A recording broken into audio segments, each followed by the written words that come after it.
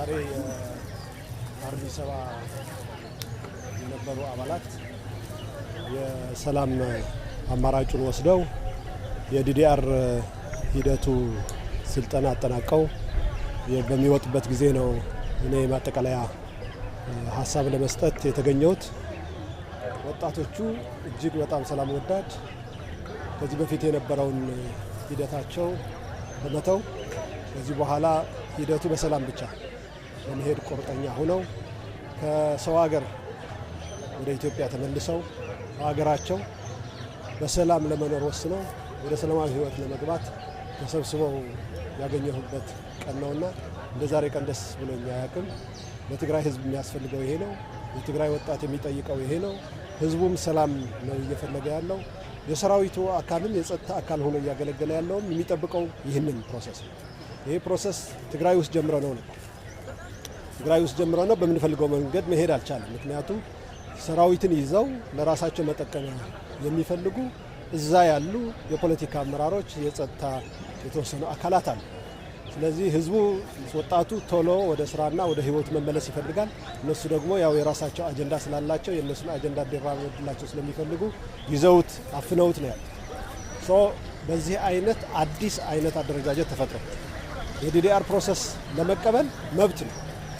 ማንም በሰራዊት ሂደት የነበረ ሰላም የመረጠ ከሰላም ስምምነት በኋላ በተደራጀም በቡድንም በአጠቃላይም እንደዚህ አይነት ማዕቀፍ ላይ ማለፍ መብቱ ነውና ይሄ መብት ደግሞ ኦልሬዲ በፕሪቶሪያ ስምምነት ላይ ነው የተቀመጠ። መንግስት ለመወሰን ደግሞ ቁርጠኛ ሆኖ የጀመረው ግን በእነሱ በኩል ፕሮሰሱ እንዲዘገይ እንዲቋረጥ በተደጋጋሚ ያደረጉት ሂደት ነበር። አሁን ግን ራሱ ሰውም ጠይቆ ቦታ ይዘጋጅልን ብሎ ይህንን የመሰለ ቦታ ተዘጋጅቶ በቂ ስልጠና ወስደው ለሰላም ያላቸውን ቁርጠኝነት ያሳዩበት ቀን ነው። ይህንን እድል እጅግ ላመቻቸ መንግስት፣ ለወሰነ መንግስት፣ ይህንን ሂደት ደግሞ ለተገበሩ ተቋማት፣ የመንግስት ተቋማት እጅግ ከልብ ምስጋና ማሳለፍ እፈልጋለሁ። በቀጣይም በዚህ ሂደት ማለፍ ያለባቸው የቀሩም አካላት ይህንን ተከትለው ወደ ተግባር እንዲገቡ በዚህ አጋጣሚ ጥሪ እናስተላልፍ። አሁን በዲዲአር ያለፉት ሁሉ ዋና ስራቸው ሰላም ማጽናት ነው። ተመልሰውም ሰላማዊ ህይወት መኖር፣ ሌላ ጓደኞቻቸውም በዚህ ሂደት አልፈው ወደ ሰላማዊ ህይወት እንዲመለሱ ማድረግ ነው። እነዚህ መልእክታቸው ብዙ ነው። ዛሬ በመግለጫቸው ወይ ደግሞ በአቋም መግለጫቸው እንደሰማሁት ያስቀመጧቸው ነጥቦች በጣም ወሳኝ ናቸው።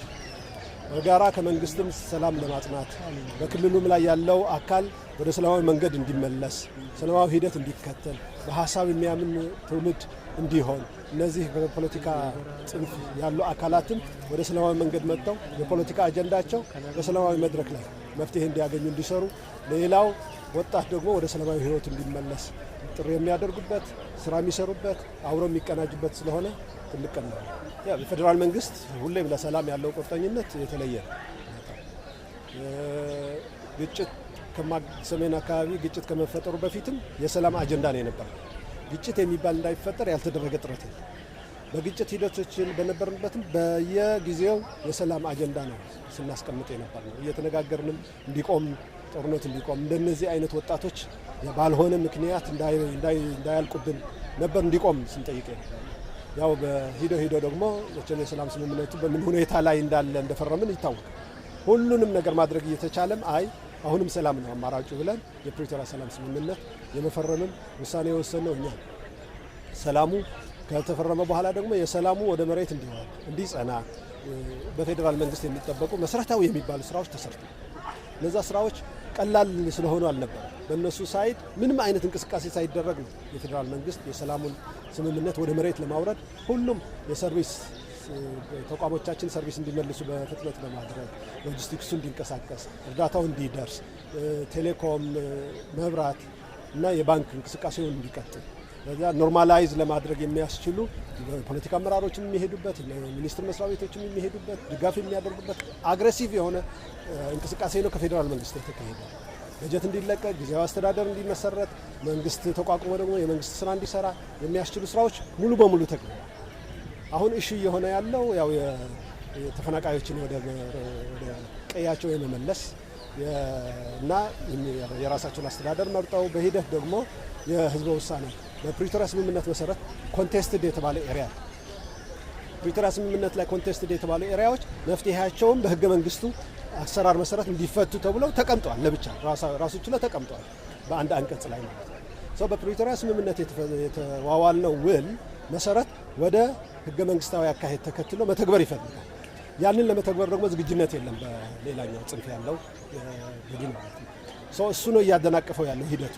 አዘርዋይስ ይህንን ለማድረግ ህዝቡ ወደ ቀየው እንዲመለስ ራሱን በራሱ የሚያስተዳድርበት ስርዓት እንዲፈጠር በሂደት ደግሞ መንግስት መስርቶ ደግሞ ወደ ውሳኔ እንዲሄድ የሚያስችለው ነገር ለማድረግ ፌዴራል መንግስት አቅዶ ከነሱ ጋር ፕላን አድርጎ ወደ ስራ ለመግባት ተንቀሳቅሶ እያለ ያው በእነሱ በኩል ግን ይህንን አይፈልጉም። ፖለቲካ ኢንተረስት አላቸው።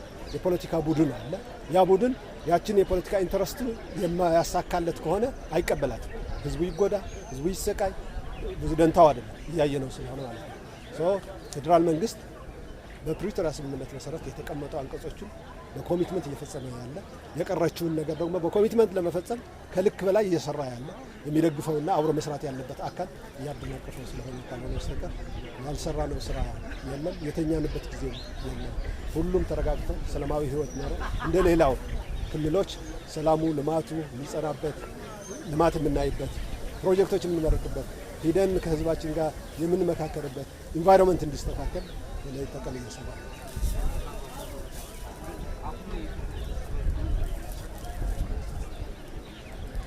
ህዝቡ ጥያቄው ሰላም ነው። የመጀመሪያ ጥያቄው ከጫፍ እስከ ጫፍ ሃይማኖት መሪው፣ የሽማግሌው፣ እናቶች፣ ወጣቱ በሙሉ ማለት ይቻላል ከጫፍ እስከ ጫፍ ሰላም ነው የሚፈልገው።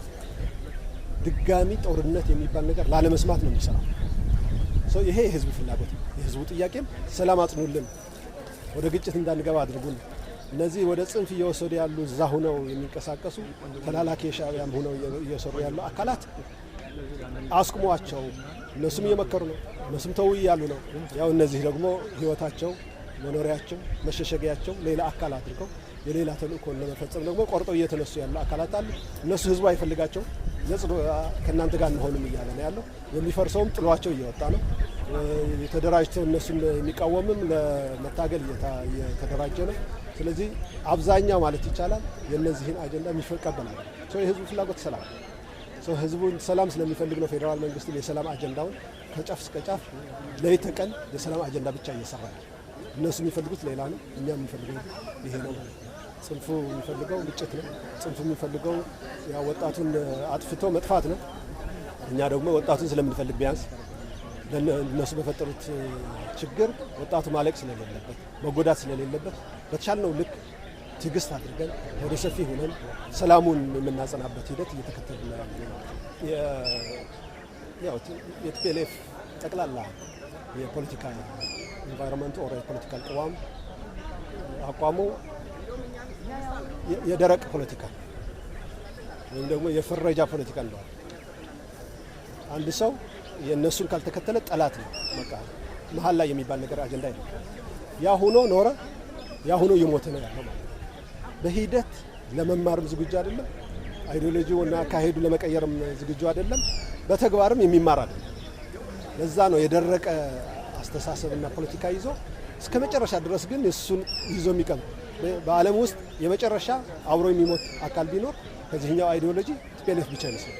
ይሄ ቲፒኤልኤፍ ጽንፍ ግሩፕ የለም። ያ አይዲዮሎጂ በዚህ ምድር ላይ አሁን ያለውን ኮንቴክስት የማይረዳ ወጣቱ የሚጠይቀውን ነገር የማያውቅ ሀገር የት እንዳለች የማይረዳ ዓለም ምን እያደረገች ነው የማይገባው ድሮ ከ60 ዓመት በፊት የቸከሉትን አስተሳሰብ ይዞ አብሮ በዚህ ጊዜ የሚያራምድ ለመጀመሪያ እና የመጨረሻ ሆኖ የሚያልቅ በዚህ ጽንፍ ቡድን ነው የሚመስለኝና ለዛ ነው ብዙ ጊዜ ሲገለጽ ያው እንደዚህ አይነት ደረቅ አስተሳሰብ በከሂደት ከሁኔታ ጋር የማይናበብ ፕራግማቲዝም የማይታይበት ቶታሊ አዲስ ትውልድ የማያምን ወጣት ሀገር መምራት እንዳለበት በፍጹም የማይቀበል ለውጥ የሚባል ነገር እንዲኖር የማይፈልግ ሰው በድህነቱ ከያዝኩት ነው እኔ ጋር የሚገዛው ብሎ ድህነትን የሚሰጥ በድህነት የሚያኖር ይህ አስተሳሰብ ያው አስተሳሰብ ቆመ የቀረ አስተሳሰብ ነው።